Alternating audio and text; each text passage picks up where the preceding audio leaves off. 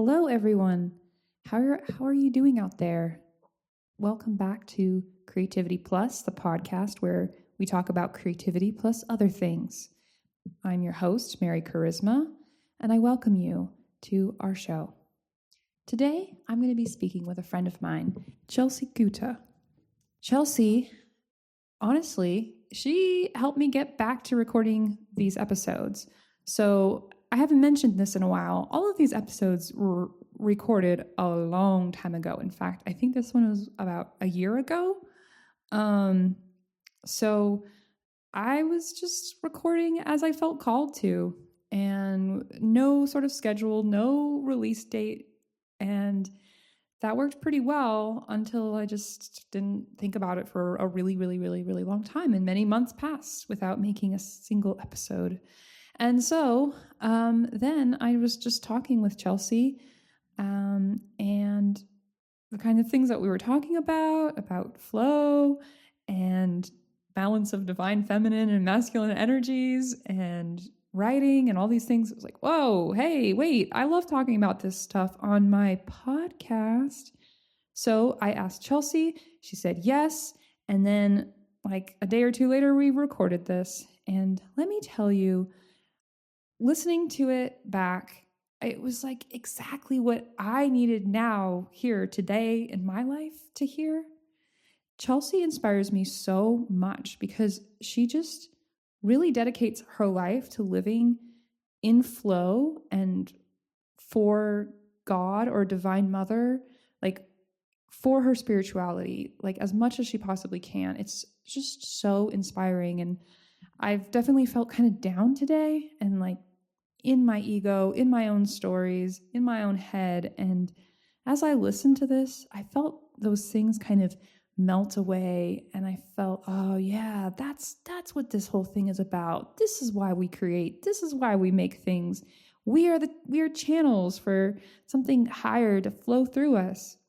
I think some of the other episodes, spirituality seems to work its way in. This one is like from the get-go, that's what we're talking about. That's what we're going for. Because today's plus topic is Kirtan. And Chelsea is going to describe in more detail what that is exactly, but it's basically devotional chanting.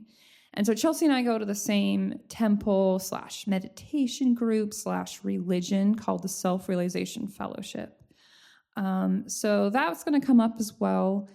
We follow the teachings of Paramahansa Yogananda, and it's kind of like a mashup of Hinduism and Christianity, essentially that we are all souls, we are all creations of God. You can know God in this lifetime, and that is what it is to be fully realized, and that you should try to do that, and you do that through meditation. That is, my quick explanation of what my religion is.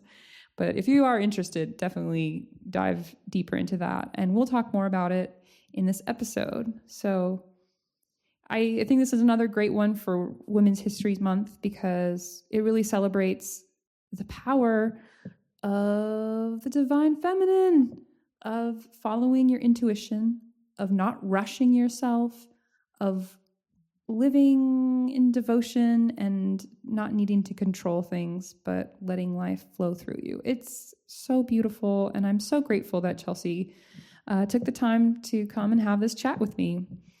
So I hope you enjoy this episode as much as I enjoyed making it. So let's dive in. Please enjoy Creativity Plus, Episode 8, Creativity Plus Kirtan with Chelsea Gutta. Creativity Plus. Chelsea, welcome to Creativity Plus. I'm so happy that you're here. It felt really synchronous for us to do this, right? Yeah, it was really serendipitous, I would say. Yeah. I think we should start by explaining, if you would, what a kirtan is. Oh, beautiful. What a kirtan is. I will do my best to explain it. Yeah. But there's still so much more definitions out there that will probably be able to capture it more accurately. For me, what a kirtan is a gathering of people or souls, and you're coming together to chant what is the name of God in whatever aspect and form that may most resonate with you. That can be Krishna, Divine Mother, the Virgin Mary, your master, your guru, whomever that is, your spiritual idol.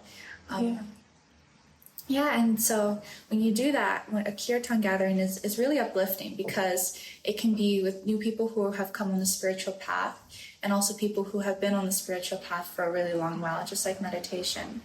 And and it's typically, it could either be bhajans or kirtan.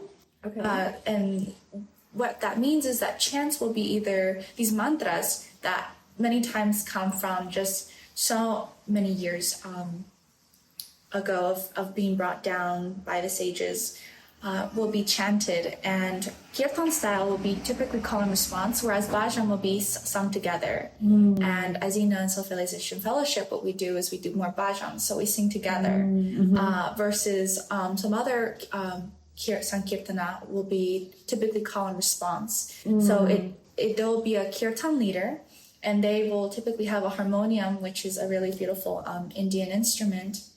And it's almost like, can I explain what a harmonium is? Please. So harmonium is almost like a piano in the way that it has the keyboard, but also like a reed instrument. It's technically considered a reed instrument because the piano is like a percussion instrument since it's a drum, right? Right. And so the harmonium almost sounds a bit like an accordion, but has its own majesty to it, because resonates with the heart chakra a lot. It's whatever for me personally, it's whatever the kirtan leader has in their heart, how much love and deep their devotion is, that ends up transmuting out through the harmonium instrument, through the voice, and into the crowd, or just out to the divine. And the divine response is the call back and forth from each other. So it's technically like a dance. And that's the beauty of kirtan. So to put it in a nutshell, Sankirtana is singing chants and bhajans of devotion with like-minded individuals for soul upliftment. It's a very uplifting and positive activity you can do at any time, whether that be quote-unquote alone, or in a group with other souls.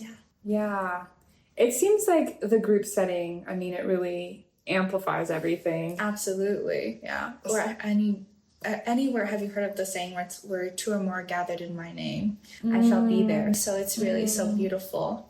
There's like so much more, like you said, amplitude of energy when it's done with a massive just directed thought towards the divine. You feel that response.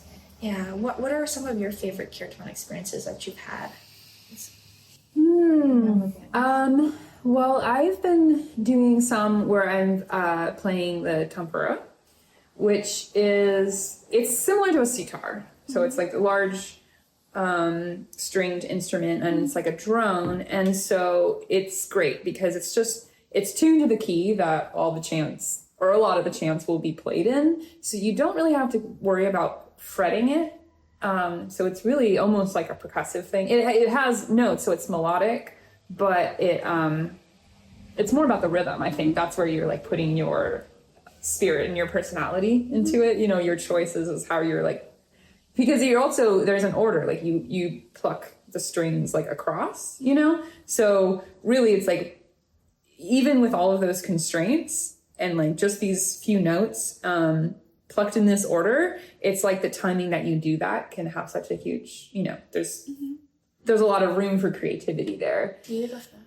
It is really beautiful. And so recently actually for our guru, for our listeners, is Paramahansa Yogananda. And so it was the celebration of his passing was recent. And so I played the tempura for that, and that was really, really special. It was really nice.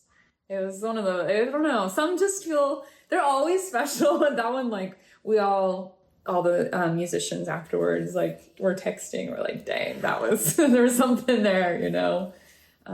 There's something even special too, like with your unit or whomever you're playing it with. There's almost like an underlying deeper bond that goes with it, because now you're all on a mission together to just, you know, make that divine call together. Yeah. And I think that is so magical. Right. It's really majestic, yes. It's very selfless. You yes. feel yourself just being there as a part serving this bigger thing.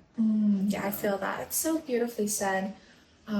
And naturally so, we feel so good in doing that selfless action. And although that sounds a bit selfish, it is the beauty of selflessness. Yeah, right. It feels good. Yes.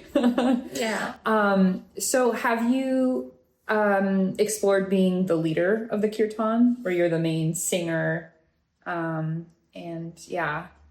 Yeah, so it's really beautiful how the harmonium has brought this about, because I don't think I ever considered myself a person capable of leading a kirtan, quote unquote. And essentially, who is the leader, right? Right?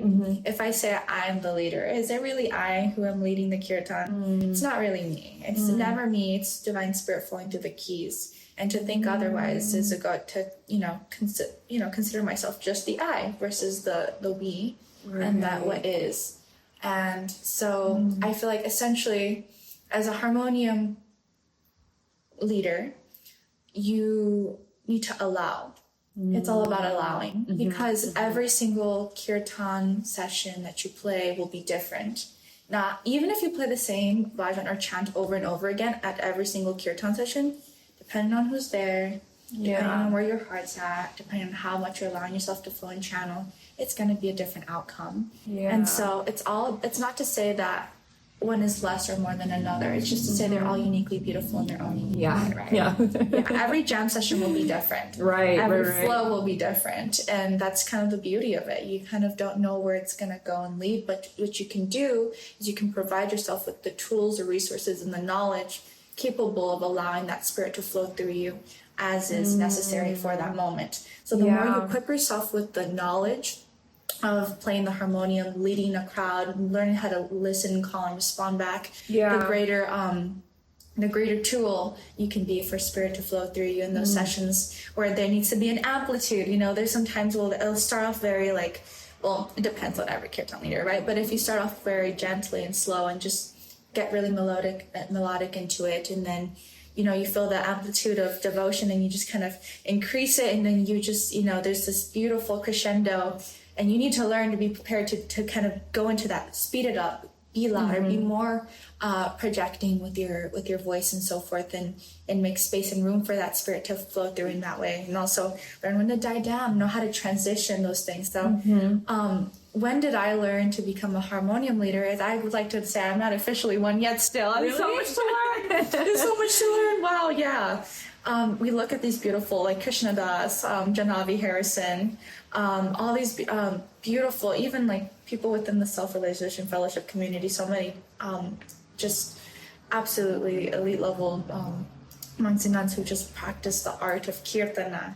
Kirtana. It's just so beautiful to be able to witness them, see how they allow themselves to flow, and and there's always just something to learn. So I would say, I think the moment you decide you're a kirtan leader is the moment you allow yourself to decide to serve in that manner, in a way. Yeah. It's not limited to how much experience you have or anything, but more so how much you have in your heart to allow it and are willing to listen to that calling to spread and flow through you. So it's definitely a calling. It's definitely a calling. Oh. Yeah.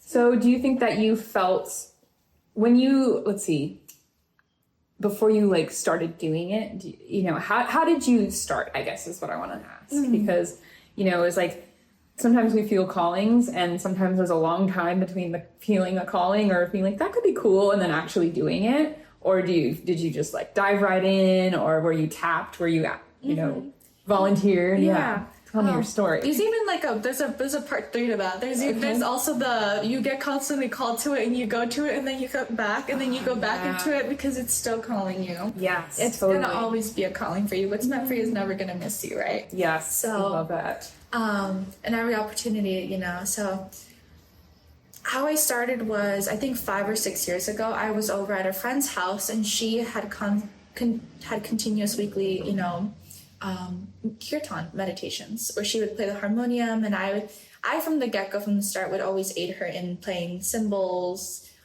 so tingshas like that, bells, shakers, really beautiful, simplified instruments that really add to the whole enhancement of the kirtan thing. And I was very content with that. Yeah. I was like, I'm happy just but I feel like that definitely helped, with my rhythm and, and everything like that, and learning to pace and learning how to kind of notice what the kirtan leaders wanting to do, because it is like you're looking at each other, you're kind of finding the synergy, this balance, and so forth. And one day, it was like a friend of mine was like, we were at this meditation. She said, "Hey, have you ever played the harmonium?" I said, "No." And at that point, I had never touched one either, if I had not like polished one or something. Like, I really hadn't like touched it at all. I was like, "No, I haven't attempted to play." She's like, "Why don't you try it?" And then it was on the floor, and I said, "Sure." And this was a friend from Brazil who had come for convocation. Okay. And so it was really spontaneous, and I did, and I just kind of started toggling with it and playing the keys, and it sounded horrible, right? Because I didn't know. I was like, there was too much things going on at first. And then the friend's house who I was at, she's like, "I actually have an extra harmonium if you want to try and practice maybe at one chant, and then come back the following week that we do another weekly meditation and try to give it a go." I'm like, "Okay, oh gosh, this sounds like a big task to do, but right on it, I'll do it." And so, and so I said yes. So it's always about the radical yes, And I brought it home, and she said, "You can keep it till like January." And it had been like 5 months till January was going to come around. And so I went through like the chant booklet, which for those of us who don't know, here is at Self-Realization Fellowship, they have a list at this meditation center of chants you can do. And I also can't read music at this time, and I still can't very clearly. I can't read music now. But you don't need to. You just need to have an open heart. Yeah. Right? You should be ready and flowing. So I'm working on it. So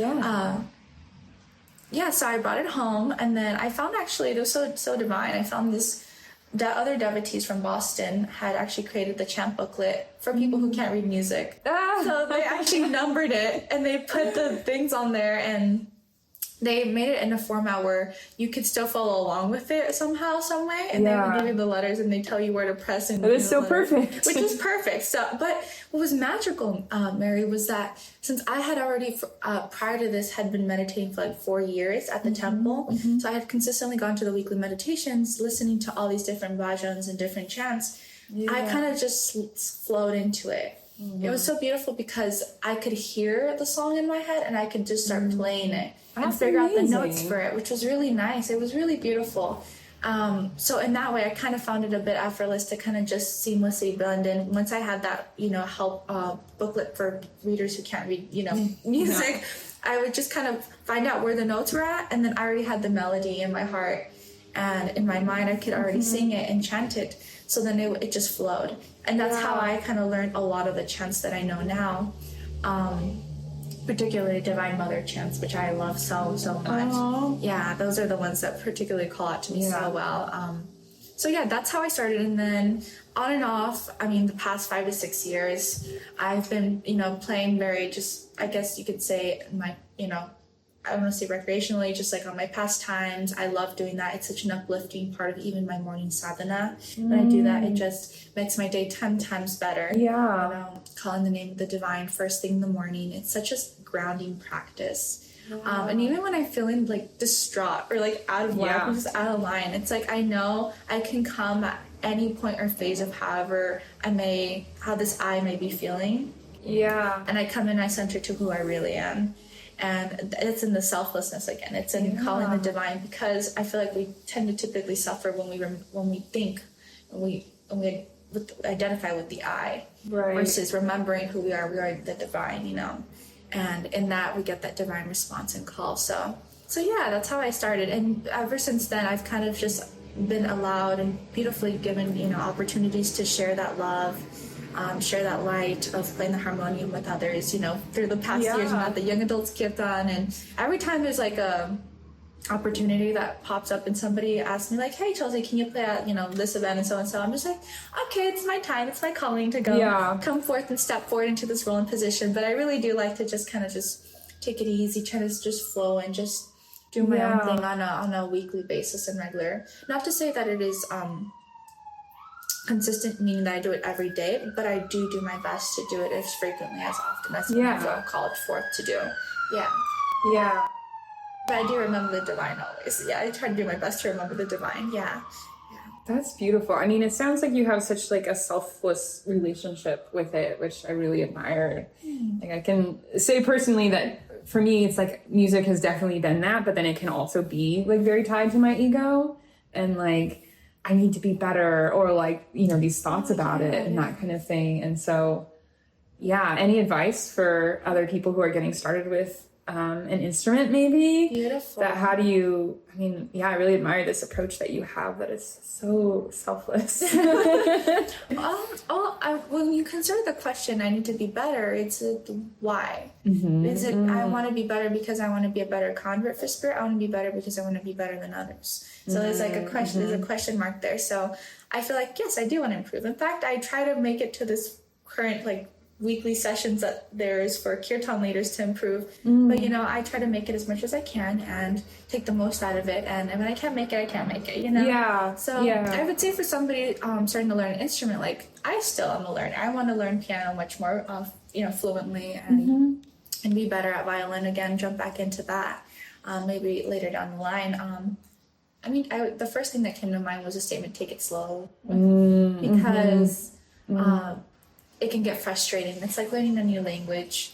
It's not what we do on the regular. We don't speak in harmonium. We don't speak in violin or piano. It's something that we're definitely a little more foreign to. Right. So by just slowly starting to get our brains, acquainted with that, the neuroplasticity, we're able to kind of slowly allow ourselves to feel more comfortable with the instrument. And the more you do that, the more you'll feel compelled as you feel more competent to go back to it again and work more and a little more and a little more. Because I feel like if you try to jump the gun too much and you try to swallow too much than you can handle, you end up getting disappointed if you can't handle it. So if you take it little by little or however you feel inspired to that day, not to say that you have to take it only an increment at a day. Maybe some days you feel like you'll make more progress than others. But as long as you feel like you've successfully accomplished one little thing at the end of that, and like even showing up, as we mentioned before, that's more than enough.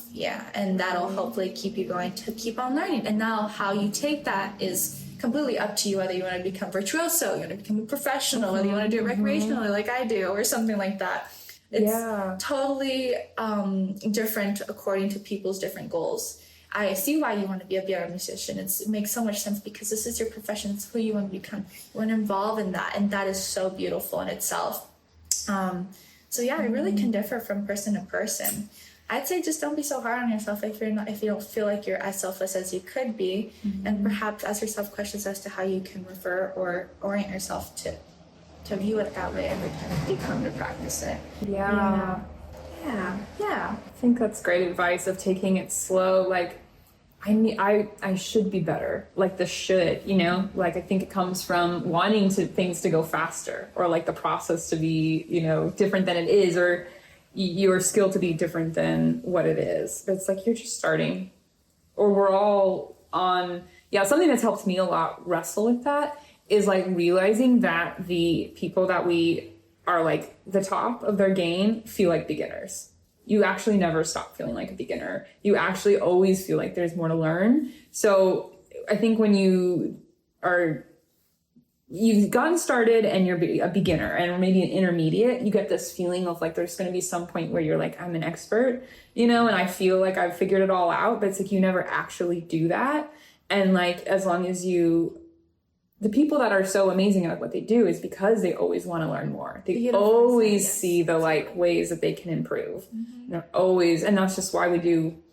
I don't know. It's like part of why the world is so beautiful is that like it's infinitely deep. If you think about how we started, like there's constant refinement. I feel like that's what the word came into mind. It's just constant refinement. Yes. Yes, and we cannot shame ourselves into refinement. We should allow ourselves to love ourselves through that process. Yeah. Because if not, we're only burdening ourselves more, and we're going to have a negative association with whatever it is we're trying to achieve, right? Right. So, in a way, it's like the best way to grow is through self-love, and yeah, I think that goes with this spiritual, way, and everything else we do. It's like shaming our is really not going to do much. Yeah. It's not going to do much. It just slows you down. Because I also too can be quite an over perfectionist and wanting to overachieve and everything. So when something doesn't go out my way or doesn't play out at the time, I'm like, well, oh well, That's a great attitude. It happened, and it's like Divine Mother's never gonna also criticize you. She's only gonna love you. She's never not gonna love you any less for something you did or did not do. And your association or attachment with doing a certain, for example, I can put this into example of spiritual practice and saying perhaps you maybe didn't do it as accurately as you wanted to or in the time frame you wanted to, and so forth and so forth. It's like, who's setting these boundaries and limitations? Right. Is it really your spirit, your highest self, or is it your one that wants to kind of determine your worth based upon certain very humanistic points of measure? Because it's right. an item. As long as the intention is there and the heart is there, that's all that really matters. Because what is time? And it's really just very egoic kind of forms of measurement. If we really Totally. It, It's like we want, if we're in our ego, it's like we want to be able to say better or worse, good or bad, enough, did I give it enough time to be good? Like putting conditions. Yes. That's just sort of what it does. And as long as... Conditioned by who? Right, exactly. Exactly. It's like I saw somewhere once maybe from just something that was seen before or interpreted or it's like I think our mind is just trying to keep us safe, and we're all searching for acceptance, love, and worthiness. And so when we're in our egos, we're trying to figure that out. And so it's like, how many minutes of meditation do I need before I'm worthy and good? Referring to. Yeah. It's well, your heart showed up. Yeah. That in itself is already so much. It means so much to the divine because it means you thought of her. Yeah. And sometimes we forget her. So that is so beautiful. So, right. Yeah. So I think about that when it comes in terms of the instrument. It's like, why be so hard on yourself? So it's not really not going to, think about your inner child when you're talking about, would you reprimand your child for maybe not having played the full 25 minutes you wanted them to, or maybe be happy they showed up for those first 5 to at least pluck the strings? Yeah, and be so good. It's so good. Exactly. I like that. And I feel like that can be a really supportive way of memorizing how to support yourself. Yeah.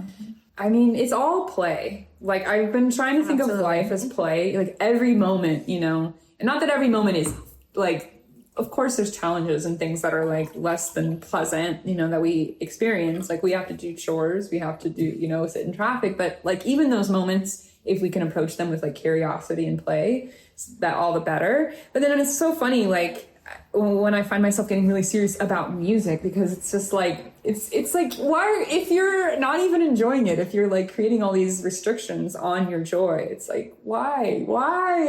It's only here for us to express, to play, to create, to be curious, So I do think that the inner child, I think that's such a good energy to tap into. I think a really beautiful thing too, it's I had an issue with chores, so I don't do chores anymore. I do self-care tasks. I love it. Yes. I do care tasks. Chores are self-care. Yes. I totally and get that reframe. Just reframe my mindset, because I also have difficulties just trying to stay consistent with regular adulting behavior. Yes, same. So if we just adult it less and make it more childlike, what would you tell your child?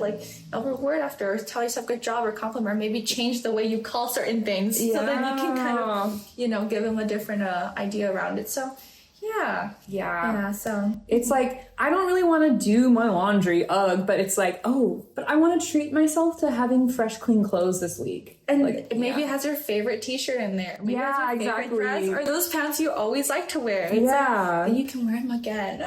I'm showing up for myself in this way. Yes. And then also it's the mundane tasks are such a beautiful moment for presence, and for it's you get the best shower thoughts, you know what I mean? When you're doing something and you kind of just feel comfortable and relaxed and you're not having to use your brain, it's you create some space for divine wisdom to come to you, inspiration, Beautiful. creative ideas. So I was gonna say pro chores. I was gonna say when you say you're not using your brain, but I feel like it's when you let the ego get out of the way. Yes. Because who is taking over the brain in that moment? That's because a good point. It can be the divine, or it can be the ego kind of thinking those. Who is thinking these thoughts? If you feel it as intuitive and inspired, it's definitely spirit. When you feel it is dragging you down, overthinking X, Y, Z, definitely more egoic, right? Mm-hmm. So there was another thing you had just mentioned right now, which is so beautiful too. You mentioned chores. You mentioned, mundane tasks. Oh, Ghibli Studios. So yeah. I love how pro-mundane, what's his name? Miyazaki. Miyazaki is. Yeah. Miyazaki, something like that. Yeah. So he's so awesome in the way that he amplifies the beauty in those moments by showing them through his films. I mean, they'll be just literally like a scene where it'll just be a girl laying on the grass. Yes. And the grass and the little bees just buzzing there. Like, that's beautiful. Or when a family goes and then they're just chilling in like a warm like tub of water. Yeah. Or just the girls going out to play. Or just doing little things like that. It's just the simplicity of life, I feel like, is constantly understated. Right? And so because we're stuck in this rut of trying to fit in and feeling, like we need to connect with others in a way that means that I can be seen as worthy if I do X, Y, Z, like everybody else, which means do so many things, like maybe chores every day, like where it's like so diligent, or maybe something in a routine every day. It's just sometimes it doesn't work out that way. Right. That's okay. That's okay. It's funny that you bring that up, because the Miyazaki films, and I totally agree, and that's why they're so beautiful. That's why they're so beautiful. That's like the first thing that came to mind. Right? Mm-hmm. And I actually have done that practice when I'm doing things like sweeping my floors. I imagine I'm in one of those movies, and it makes me, I'm the main character, and I'm just really demurely and sweeping, and I love you're mentioning the slow pace of it too, because sometimes we do tasks like that as a check it off the day kind of thing. Mm-hmm. And it brings this energy of you're not even present. You're kind of thinking of the next thing. And when we actually take the time to slow down and be enjoying that moment, no matter how mundane, it's oh no, it's got just as much joy as, the quote unquote big moments that we or whatever our mind is putting in our future that we're I got to get to that, right? It's that is always just going to be now. So it's no different than the sweeping the floor moments. Yeah, and then the beauty of it is that the results from those two different attitudes going into doing self-care tasks will be an absolutely different output into your outlook into your next activity. You'll show up as a different person because you are a different person. You're not a person in a rush. You're a person who's enjoying the moment. Right. And that'll definitely show in your demeanor, and it'll start rippling onto your thoughts, the way you make choices, and everything else. And then overall, just good vibes will just come from that, I would say, from being very present, right? Yeah. I was also thinking, you were saying of sometimes we put the pressure kind of I have to do this every day, or so I am good. And it made me think of the wellness and beauty world, which it's this idea of self-improvement. And I've definitely been in that place where it's to be good, I need to fix these problems. And it's it's coming from wanting to be your best self, and it's coming from self-love in a way, but it's a conditional self-love maybe, or but I'm speaking of when it's I got to do my gua sha, I have to do my skincare, I have to you need to get through all of these things and do them every day, and drink my water every day, get my 10,000 steps in, and that energy, and how it's those things are all beautiful, but you don't have to do any of them. No. It's you can choose to do whatever, and it's just as self-loving to choose to not do something sometimes. Absolutely. Yeah. I feel that's such a liberating thought. It's I could do this today. Yeah. But I don't have to. Don't have to. And that's good enough by me. That's fine by me. And I feel that's a very more feminine approach to life and things versus a masculine approach, despite we want to enhance our feminine through that more masculine structured approach of our feminine routine. So you really think about it, it's kind of vice versa. You're kind of side eye, who's figuring out these goals, That is so funny. Mm-hmm. Yeah, it's really true that it's aggressively trying to improve, do these feminine And it's not to say that the masculine should be left out of the question. Yeah, because of course. the masculine supports us in our feminine, and we can do that, enhance that in our own lives through structure. Yeah. Through perhaps, maybe if we don't want to call it structure, we don't want to call it routine, we can call it ritual. Maybe there's certain rituals that call out to us on days that we feel like we also have to take into account our flow, right? Yeah. So on other days, we might feel more amplified with energy to do X, Y, Z, take those, maybe do 15,000 steps if we're feeling so called to do while doing a sport and do this and so forth. And clean around the house and do all these things. And other days we might feel like the best self-care task is just laying on the couch, putting some relaxing music. Yeah. Brewing yourself a cup of tea. Yeah. And getting around to the dishes when they come by too. Right. So. Yeah. I think it's an important point that the self-care can also be the active. So what is the root of that? I feel like the root of that is self-care is your approach to your life. It's choosing yourself, I think. It is. It's choosing yourself depending on where you're at in that moment. And that is truly being present and mindful versus if you just do something based on a structure or, it's definitely more masculine because you're not tapping and tuning in nor being present. You're thinking about the next thing to do. Right. So if you really think about it, the best thing to do is be present and tune in and do. There was this really liberating question. It just came to me right now. Yeah. I think the best thing we could do as females is ask ourselves, what do we feel like doing right now? Yes. Think about how liberating that thought is. And I do understand there's limitations to that, and it won't be the same for everybody to be able to decide that in every moment. But when they do have those free times, asking yourself, what do I feel like doing now? Yeah. And just tapping tuning into that versus what do I have in my Google Calendar now? What do I have in my thing, Yes. And yes, people would depend on us. People will want, certain things from us, expectations, get certain things done for, if you especially live in a family, there'll be responsibilities placed upon you most of the time. Yeah. But also taking that time for yourself and asking what yourself needs in that very moment. Yeah. What does your inner child need? Play, rest, activity, connection, nourishment. I feel like, even in the moments where it's let's say you're at your full-time job, and it's still asking that, what do I feel like doing? Mm-hmm. And it's well, I do feel like getting this report done. I'd like to make my boss happy. I'd like to get a promotion. I'd like to do a good job at the job that I've chosen to do. I like the idea of everything being a choice, and there's no more things that you're oh, I just have to do it. It's you don't have to do anything really. And you're choosing that.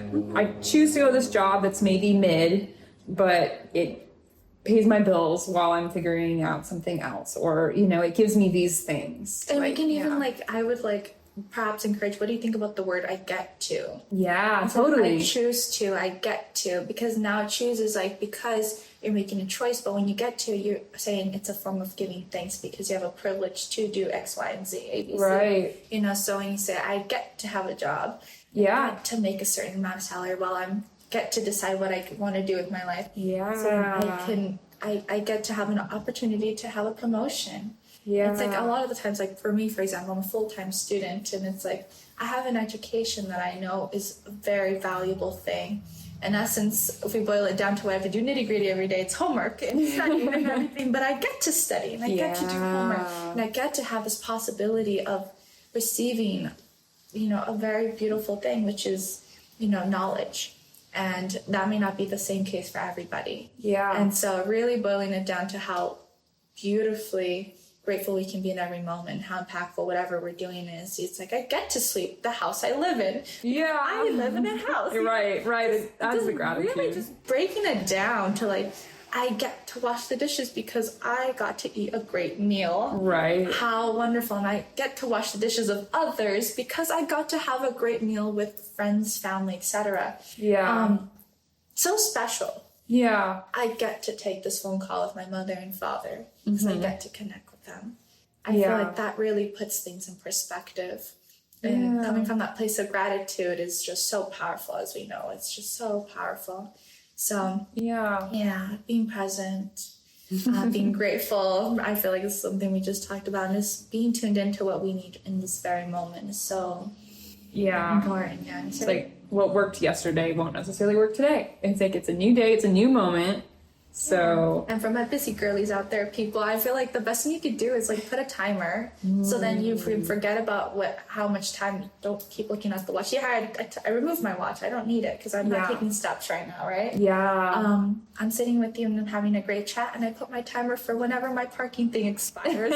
we'll figure it out then. But here I'm now. Yeah. So yeah, those little things, I feel like those little notions create all the bigger difference in staying present. So we can use tools to help reinforce our feminine, or help allow not reinforce, help allow our feminine, nurture. Yeah.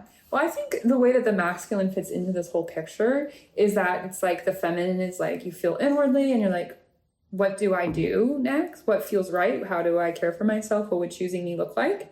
You receive, in whatever way, it's like something comes up to you. Then do you choose to do it? Yes. Do you follow through? And I think that is like the masculine energy, in harmony. Creating the boundaries to do those things as well too. That's true. Because right. Making a choice to stop and say, I want to ask myself, what to do? Yeah. That is like, I think the masculine. It's like, wait a minute. It's a synergy for sure. It's a yin and a yang. It's a choosing to stop and a deciding to do. Yeah. Stop and reflect and decide, to be in a certain way. So beautifully said. I agree with that. Yeah. And whether that fits in within your personal life with you as yourself or you with a partner, you'll see that beautifully manifest forward. Yeah, I totally agree. It's like we're all souls, and like whether we identify as, a man, a woman, or something in between, it's like we all have those, like have to find that balance of those two energies. It isn't really about gender. Yeah, absolutely. I feel like that's most of nature, right? There's that balance of that beautiful sun and moon. There's this beautiful reel I actually saw the other day. Saying that and this is more like the traditional aspect, it's like the feminine energy protects the spiritual realm, and the masculine energy protects the physical and helps it feel secure and stable and supportive, so the feminine can do its work in the divine flow, flow like water.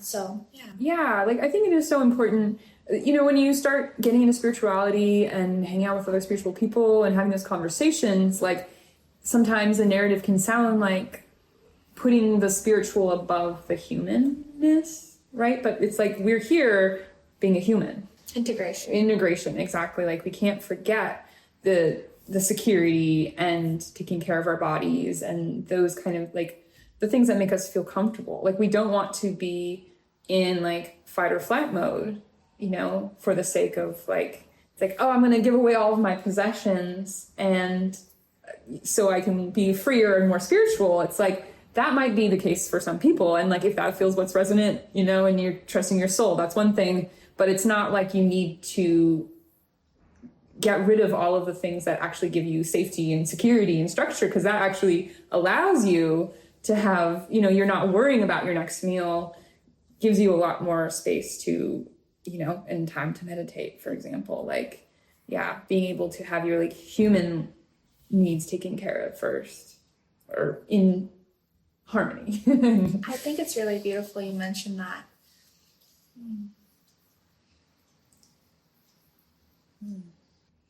Well, I want to maybe pivot a bit and speak to creativity.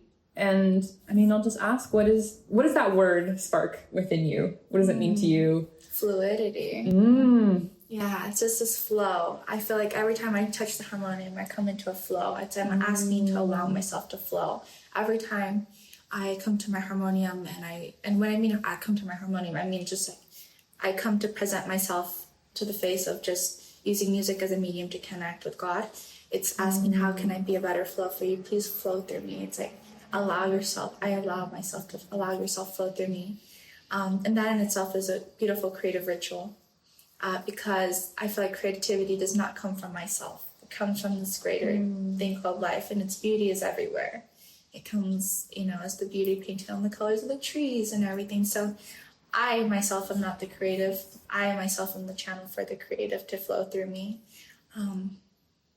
And to kind of revert back real quickly to your other previous topic, the reason I said that was so beautiful because two things came into mind. It's what is to say that the physical objects are not spiritual themselves if they are created of that spiritual matter. Right. We're all created from that spirit. So, quote unquote, removing things might remove it from your mental space, but what good is it if you're just filling it with overthinking? Oh, yeah. So you can remove everything technically from your home, but your real home and house is in here. And if your temple is still filled with the clutter of thoughts, then you haven't removed what's most important, which is the I from the equation, right? Yeah. So, yes, there's so many different approaches to mindfulness and spirituality, but it's truly what resonates between your spirit and stays authentic to you. Yes. So if you're truly following a trend of minimalism because that is what is currently trending, quote unquote, and you don't want to be perceived otherwise, you know, with X, Y, and Z objects, so then are you really coming from a place of authenticity and spirit and allowing yourself to lovingly appreciate? And that's to say, there's a difference also saying that I need this in order to survive and live in that and so forth. That's different. Mm-hmm. But when you're allowing yourself to have this humanistic approach in life through this spirituality lens, it's different. And I feel like spirituality and living as a human integrate in a way where it's spirituality now becomes your morals, your values, and the way you live as a human in this world. Because it's not to deny that we're not human, but it's also to say that we're much more than that. Right. So it's just really beautiful in order to be able to learn how to balance and flow with that, and not identify ourselves even with the idea that we are this spiritual being having a human experience, because we're so much more than that too. We're also nothing. We're everything in between. Yeah. So with creativity, it's an aspect of that beauty of life. It's no different than raising children. It's no different than going and getting an education, going to school, going to work. Creativity is a flow of life. It's how you're allowing yourself to flow, and your decided medium is what you're inspired to, and through your talents to do it by. So I love oil painting too. That's one of my other favorite hobbies. Beautiful. And I love painting landscapes. And on occasion, I like painting master too. Yeah, if I get a visual representation for me to channel that through. So creativity is allowing yourself to flow with spirit. I feel like that will be my ongoing, continuous kind of like going theme is flowing with spirit, flowing as spirit, spirit flowing in me. I mean, yeah. So yeah, that's what it is for me. It's allowing yourself to tap and tune into your highest self. Yeah. That's as much as I can put there. Yeah. Oh, it's beautiful. I mean, I think it says it all. It really. Yeah. There's still so much more interpretations for it, right? But yeah, that's how I feel most closely resonates with me. Yeah.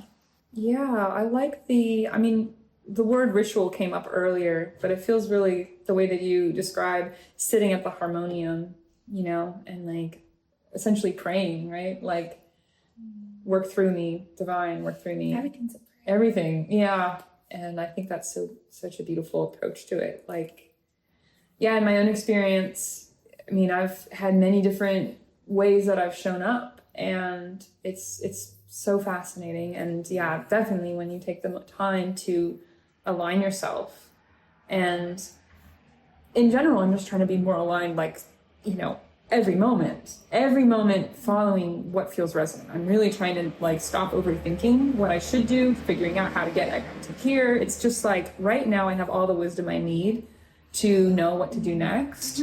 And so when I'm sitting down to create, it's because I felt a calling to go do that. It's like, I don't know. And it may shift where it's like 11 a.m. I'm always sitting at my desk creating. But for me right now, it's much more when I feel the call, I will do that. And then the energy is there and like ready to flow through. And it is so interesting how the like level of integration with the ego, you know, it's like, how much do I feel soul is driving? How much do I feel ego is driving? Like the last song that I wrote, I felt so much like soul was writing it. And it was probably because it was inspired by some conversations that I had, and like a mix of my stories and other people's stories. So it was a little more fiction. And so it felt kind of removed from myself in that way, like I think creates the space. And the soul is just like, I just felt so funny, like almost like having a conversation with like my higher self. And like, you know, it's like, well, are we done yet? And it's like, no, sit down and keep going here. And like, I need a break. And it's like, keep going. You know, like I felt like this sort of two parts of myself. And then I've had other experiences where it's like the ego, well, it's more like I'm identified as like me, Mary, this human who has these emotions and has this narrative and this story, and right now is feeling these feels, and I'm expressing that, and that feels really like human, and like, you know, this other, maybe like the more familiar me or the smaller me. And I've come to this point where I don't prefer one or the other. I think they're all beautiful. It's like all is spirit, all is divine, you know, it's captured there. And because for a while I was thinking the ones that feel like pure flow, feel like they're channeled, those are better songs, but I'm totally disagree with that now. Now I feel like it's like, that's why we're here, is like to experience both of these, you know, experience the divine, experience emotions and sadness and happiness and pleasure and pain and all of it. Like, yeah, that creativity is, I think of creativity, I guess, as capturing it. Oh, that is so beautiful. I'm grateful that you've come into you've recognized that within yourself, and your awareness is there where you can feel that they're both integrated into this beautiful thing called the human experience and the soul experience, and they're one and the same. And there's no difference between Mary playing the piano and Spirit playing the piano as Mary. Right, like what? They're literally the same thing.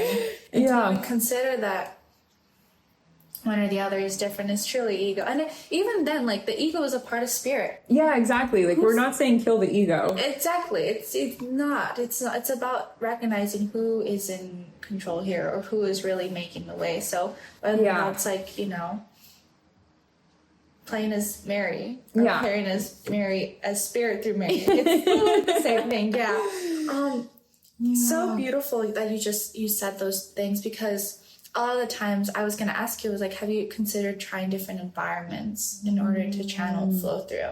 Because I definitely know sometimes when we're in a rut, it's probably because we're acquainted and we're used to the same thoughts associated with certain places. So for some reason, I visualized you came into mind. Do you play guitar? Yes. Okay, so I saw you playing guitar on the grass here across in the park, and just kind of vibing and flowing with a couple strings and chords and seeing what comes from that. I don't know. So I love that. I will take this message. Thank you. Yeah, so just trying to flow with different things, because sometimes there's a whole world out there, and you can take so much inspiration from what spirit is expressing itself as in this beautiful creation called life. So I love that.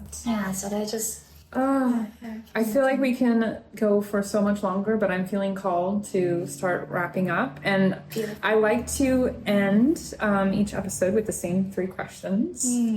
So we're going to start with a book, or maybe a couple, but the books that you really recommend everyone read, or the ones that you've gifted the most, you know, the ones that have really had an impact on your life. Okay. So I don't think I've ever given somebody a book as a gift. Maybe my sister. But I should honestly do that more oftenly. You don't have to read any of these. I'm not forcing anything. Books that I feel really inspired and called to share are...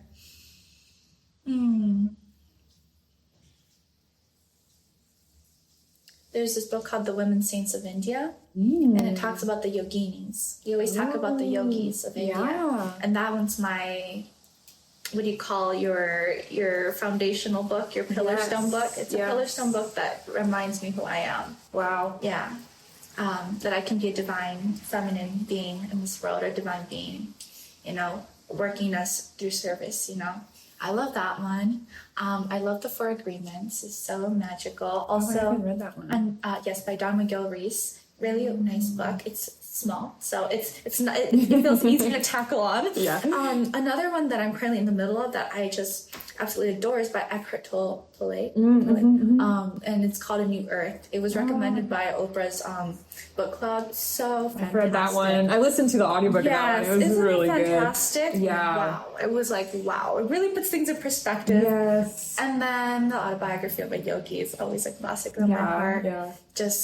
I can always go back to that one and just open it up and just find something that truly resonates with me in that very moment. So those are my 4 recs. Thank you. That's great. Yes. I'm going to link all of those, so our listeners, you guys can check those out. Okay, next question is, what is a new activity, ritual, hobby, a thing that you're doing that you're really excited about? Sunbathing. Ooh, It's literally doing nothing. Yeah. Sitting in the sun. You have no idea how hard it was for me to get to this point, to do nothing and be happy doing nothing. Yes. I'm celebrating this because I was the girly that always felt her Google Calendar had to be filled from. I even like don't get me wrong, time blocking your sleep is fine, but like scheduling your sleep, scheduling when you get dressed, get in the shower, everything like when you eat, and like to just kind of just do maybe where I am to show up to things like this beautiful our meeting, get to put that in my calendar where I need to inform other people, like my partner and I's shared calendar about stuff like that. But sunbathing with tea and then putting aloe vera on my face and just feeling like an Egyptian goddess. Oh my god. Yeah. I love that. And I have the absolute privilege of being in San Diego for this. San Diego, but you could just lounge anywhere. I feel like that is there's so much power in not feeling hurried. Being unhurried is so magical. Yes. It's like not a care in the world. That feels so divine feminine. It's very like, I will not be rushed. You can do that in the bathtub. You can do that on your walk. Just taking things slower just really just relaxes your nervous system more. And then when you're doing nothing, you're not even on your phone. You leave your phone away. Just put it away. It doesn't exist. Going back to, I said this to my husband, my fiance today. It was like, doesn't it feel nice to go back to the basics? It feels so nice to go back to the basics. Yes. That's all we need. When we feel like we're out of a rut, maybe just right? Yeah. That like health, like how do we be healthy? It's like we all know it's pretty basic stuff. Like sunlight, water. Get some exercise, get some good sleep. Like it's just those things.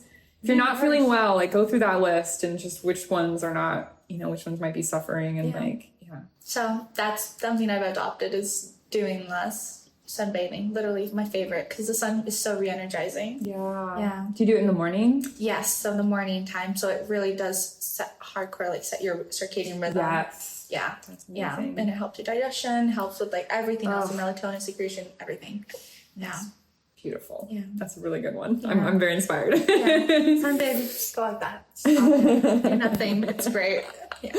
Okay, final question is what words of wisdom would you give to your younger self?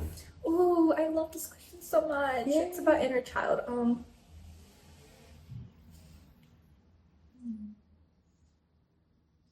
Love yourself no matter what. You're perfect as you are. All your expectations and things and everything can be like if I could, I would like grab her from gently like hold her and just kind of help ground her there and kind of just let her know that you are perfect in Divine Mother's eyes. Like you are just perfect as is. Yeah. Nothing you need to do. You're already so loved. Just don't even say it to them. You are so loved. You are so loved. You are so loved just as you are. You don't need to get that extra promotion. You need to get that extra grade. Like those are all great, but you're already inherently like so divine. And you deserve all the love in the world as you are. No extra stuff needed. Yeah. That's what I tell her. Thank you so much, Chelsea. Man. This has been truly a pleasure. Thank you so much for inviting me to your beautiful channel and lovers out there. I love you so much. And thank you so much for Until next time, thank you.